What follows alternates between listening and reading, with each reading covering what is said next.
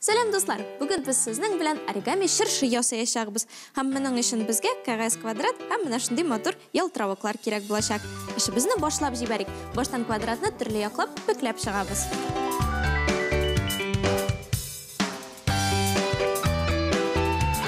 Баштан туры почмаклар ясыйбыз. Аннары кәгазьне икенче якка әйләндерәбез һәм өч почмакларны ясыйбыз.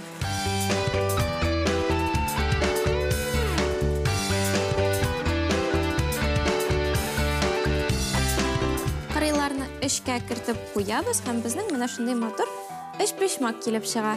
Хәзер без бер почмакны икенче якка күчерәбез. Аны менә шулай уртага таба бөклибез. Кире якка күчереп куябыз. Һәм ишендәге өч почмакны тагын бер тапкыр урталай бөкләп куябыз. Бу яктан без баштан почмакны икенче якка күчереп шулай уртага таба бөклибез.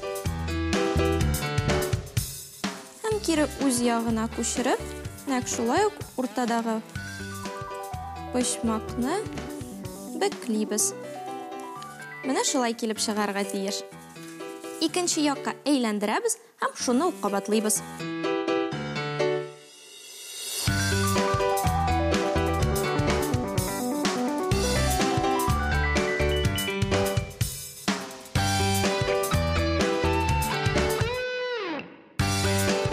Безнең матур чыршыбыз әзер, ул менә шулай басып та тора ала.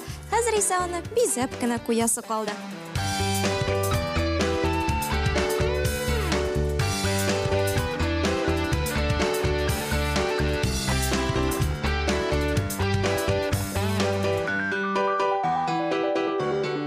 Безнең матур чыршыбыз әзер.